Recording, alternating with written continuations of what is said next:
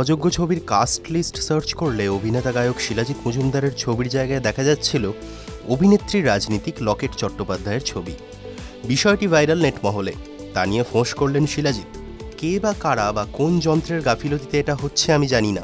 এটা আমার যেমন সমস্যা তেমনই লকেটেরও। কিন্তু সবাইকে জনে জনে আমি উত্তর দিতে পারছি না। আমার পেজেই আমি এটা জানালাম। ভ্রম সংশোধিত হয়েছে গুগলে। একে অপরকে ভালোবেসে বিয়ে করেছিলেন অভিনেত্রী শর্মিলা ঠাকুর এবং কিংবদন্তি ভারতীয় অধিনায়ক মনসুর আলী খান পতৌদি।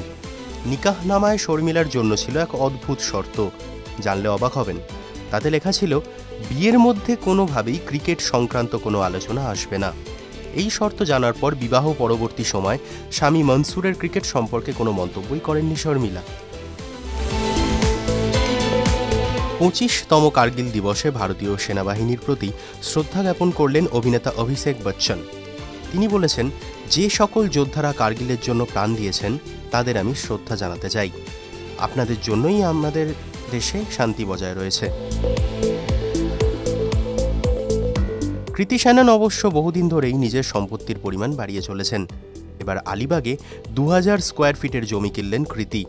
নিজেই সম্প্রতি এই খবরে শিলমোহর দিয়েছেন।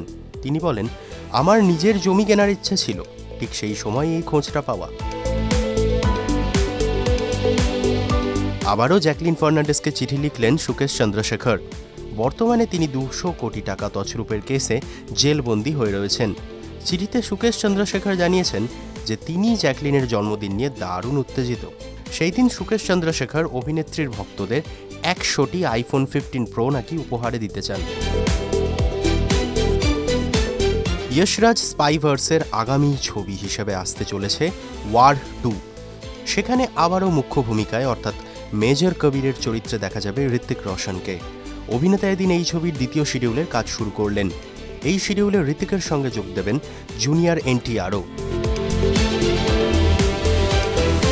মালদ্বীপ থেকে সদ্য দেশে ফিরেছেন কাঞ্চন মল্লিক এবং শ্রীময়ী চট্টরাজ। এসেই শরীর খারাপ তাদের। দুজনেরই মারাত্মক জ্বর। তড়িঘড়ি হাজির হয়েছেন অভিনেত্রীর মা। শ্রীময়ীও ছাড়বার পাত্র নয়। জ্বর মুখে মাকে দিয়ে রাঁধালেন রাধা বল্লভী, আলুর দম আর মালপোয়া। বেশ কিছু মাস পর দেশে ফিরেছেন প্রিয়াঙ্কা চোপড়া। তবে তিনি একা নন, সঙ্গে এসেছেন তার স্বামী নিক জোনাসও। উপলক্ষ আম্বানির বিয়েতে যোগদান। তবে দেশে ফিরতেই তুমুল সমালোচনার মুখে পড়তে হলো তাকে। এক বাক্যে তিনি পেলেন সুবিধাবাদী ট্যাগ। কেন জানেন? গত বছর 24শে সেপ্টেম্বর বিয়ে করেছিলেন পরিণীতি চোপড়া। আপ নেতা রাঘব চাড্ডার গলায় দিয়েছিলেন মালা। সেই বিয়েতে হাজির হননি প্রিয়াঙ্কা। তবে আম্বানির বিয়ে মিস করলেন না তিনি। তামিল ছবি মারা থেকে অনুপ্রাণিত হয়ে টলিউডে মুক্তি পাচ্ছে সূর্য। পরিচালক শিলাদিত্য মৌলিক। অভিনয় করছেন বিক্রম চট্টোপাধ্যায়, মধুমিতা সরকার এবং দর্শনা বণিক। মারাতে অভিনয় করেছিলেন আর মাধবন। সূর্য মুক্তির আগে বিক্রমকে শুভেচ্ছা জানালেন মাধবন।